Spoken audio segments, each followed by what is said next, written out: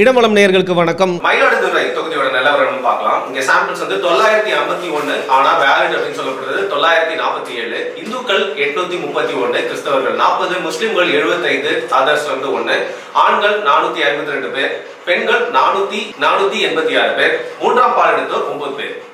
18 இருந்து 19 வயசு வரைக்கும் ஓட்டு போடுறவங்க பாத்தீங்கன்னா 214 பேர், 20 இருந்து 30 185, 30 இருந்து 50 259 பேர், 50 வயதுக்கும் மேற்பட்டோர் 289 பேர். இதுல படிச்சவங்க அப்படிங்கிறவங்க பாத்தீங்கன்னா 708, படிக்காதவங்க 239. இப்போ வந்து குடிவாரியா வந்து யார் யாரெல்லாம் வந்து சாம்பிள்ஸ் எத்தனை பேர் இருக்காங்கன்னு பார்க்கலாம். வன்னியர்கள் 256, பறையர்கள் 142, தேவேந்திர குல வேளாளர் 47, முதலியார் சமூகத்துல இருந்து 46, முக்களுத்தோர் சமூகத்துல இருந்து 43, செட்டியார்ல இருந்து 38, ஆதி திராவிட சமூகத்துல இருந்து 33, அதர்ஸ்ல இருந்து 348. அதாவது இந்த எந்த குடியுமே சாராதவர்கள் அப்படின்னு எடுத்துக்கலாம். இதுல கட்சி சார்பா வந்து பாத்தீங்கன்னா திமுக இருந்து 221, காங்கிரஸ்ல இருந்து 55, அஇஅதிமுக இருந்து 197, பாஜக இருந்து 41, அமமுக இருந்து 60 பேர் சொல்லியிருக்காங்க. அண்ட் நாம் தமிழ் கட்சியில இருந்து 36 பேர் தன்னோட கருத்துக்களை நம்மளோட சாம்பிள்ஸ் வந்து தெரிவிச்சிருக்காங்க. திமுக அரசாங்கத்தோட செயல்பாடு எப்படி இருந்துச்சு அப்படிங்கிற கேள்வி வந்து பாத்தீங்கன்னா இந்த 2.5 வருஷத்துல மிகவும் மோசம்னு 24% அண்ட் மோசம் அப்படின்னு 25%, சுமார் அப்படிங்கிற கணக்குல வந்து பாத்தீங்கன்னா 18% பேர் சொல்லியிருக்காங்க. பெஸ்ட் சிறப்பாக செயல்பட்டிருக்காங்கன்னு 16% பேர். பாஜக அரசாங்கத்துடைய செயல்பாடு எப்படி இருக்குன்னு அதே மாதிரி ஒரு கேள்வி கேட்டப்போ 29% பேர் வந்து பாத்தீங்கன்னா மிகவும் மோசம் சொல்லியிருக்காங்க, 20% பேர் மோசம்னும், அண்ட் சுமார் அப்படிங்கிற கணக்குல 19% பேரும் சிறப்பாக செயல்பட்டிருக்காங்க. வெறும் 19% மயிலாடுதுறை மக்கள் நினைக்கிறாங்க. பிரதமர் வேட்பாளரா யார் பாக்குறீங்கன்ற கேள்விக்கு ராகுல் காந்திக்கு 51% பேர் வந்து ஆதரவு தெரிவிச்சிருக்காங்க. நரேந்திர மோடியை தான் பிரதமரா பார்க்கணும் 25%, மு.க. ஸ்டாலின் அவர்களுக்கு 4.17%, எடப்பாடி பழனிசாமி அவர்களுக்கு 4.10%, அண்ட் மம்தா பானர்ஜிக்கு 0.36% மட்டுமே, அண்ட் அரவிந்த் கெஜ்ரிவாலும் கணக்கில் வந்திருக்காரு 0.29%.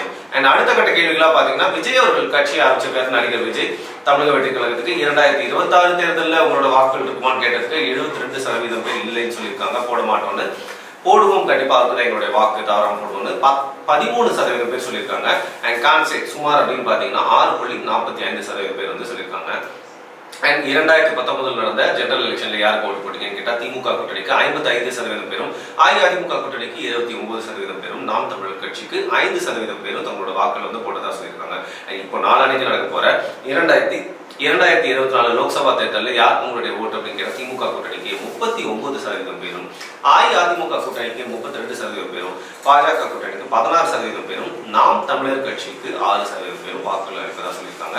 இப்போ அசம்பிளி வைஸ் பாத்தீங்கன்னா சட்டமன்ற தொகுதிகளில் எந்தெந்த கட்சிக்கு எங்க செல்வாக்கு அதிகம்னு பார்க்கலாம். மயிலாடுதுறையில திமுகவுக்கு அதிகபட்சமா 42.7% பேர் கும்பகோணத்துல வந்து வாக்கு செலுத்ததா சொல்லியிருக்காங்க. அஇஅதிமுகவுக்கு வந்து 38.38% பேர் வந்து பாத்தீங்கன்னா பூமுகார் வாக்கு செலுத்ததா சொல்லியிருக்காங்க.